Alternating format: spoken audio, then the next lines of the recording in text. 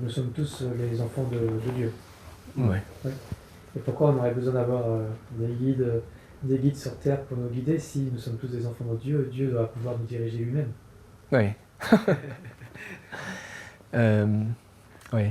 Beaucoup de personnes m'ont dit ça. Ouais, c'est intéressant. Je continue à réfléchir à cette question. Moi, j'ai eu la nécessité d'avoir un guide. Même si un enfant est prodigieux, il a besoin d'un guide, n'est-ce pas, au début de son éducation. Enfin, c'est ce que je crois, non? C'est une école d'avoir un guide. On a besoin d'une certaine formation pour, justement, essayer d'épanouir davantage tout le potentiel de notre esprit en tant qu'enfant de Dieu pour accéder au bonheur. On a besoin d'apprendre, je crois. Et d'apprendre, ça ne signifie pas que ça n'existe pas en nous dès le début. Je pense que l'étymologie du mot éducation, c'est tirer quelque chose qui existe à l'intérieur, non? Je pense que c'était ça, en grec. Encore une fois, je suis très nul concernant la citation. Je suis très approximatif, je suis désolé, mais je pense que c'est ça. Et je pense que c'est très juste. Éducation, ce n'est pas inculquer quelque chose qui n'existe pas dans cette personne. C'est faire ressortir ce qu'elle a dans son âme. Voilà. Donc, la foi, on a besoin de l'apprendre, je crois, après notre naissance sur Terre. On a besoin de la pratiquer au niveau de notre conscience, sinon on la perd. Même si on est enfant de Dieu. Enfant de Dieu ne signifie pas être parfait. Voilà. Enfant de Dieu, ça veut dire avoir le potentiel infini. Et chacun est pareil, comme ça. Mais enfant de Dieu, on fait des erreurs, non? Tous les jours. Moi, je ne dis pas que je fais aucune erreur parce que je suis membre de la puissance. Je reconnais volontiers toutes les erreurs que je fais, j'accumule chaque jour. Je fais l'auto-réflexion à la fin de chaque journée. Ah, aujourd'hui, c'était pas bien ça. J'ai fait ça, mais c'était pas une bonne chose. Je pense que pour se remettre en cause, vraiment, on a besoin d'admettre quelque chose qui est supérieur à nous. Notre maître, notre guide, et aussi l'existence de Dieu. Quelque chose qui nous dépasse totalement. Une force qui guide, qui crée, dont nous sommes les fruits. Sinon, on n'arrivera jamais à se remettre en question. À mon avis, hein, logiquement parlant, je pense que c'est impossible. Ouais. Et ça, c'est comment dire, pour vivre de manière saine en tant qu'être humain, on a besoin de cet aspect, je crois. Donc la religion est nécessaire, à cet égard. Mais là aussi, parce que comme les gens adorent simplifier les choses, je suis toujours obligé d'expliquer davantage. Ce n'est pas seulement appartenir à une religion ou non. Parce que beaucoup de personnes pensent que puisque tu appartiens à cette religion, tu es comme ça. Tu es défini par ça. Mais moi, je connais la réalité dans laquelle on est toujours très différents, même en appartenant dans une religion. Je pense que, je crois dans les paroles de Maître Oka quand il dit que si on pratique vraiment, sérieusement, ces enseignements, on ira au ciel après la mort. Je crois à ça. Mais je regarde bien la condition qu'il met. Et si on va pas au ciel, on va où alors?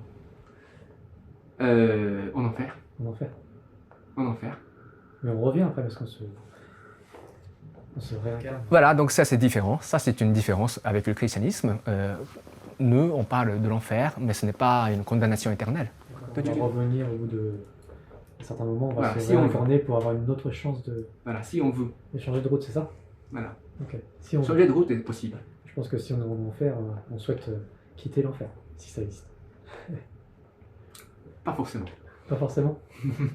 Parce que tu sais, le ciel et l'enfer, c'est quelque chose qu'on vit ici déjà.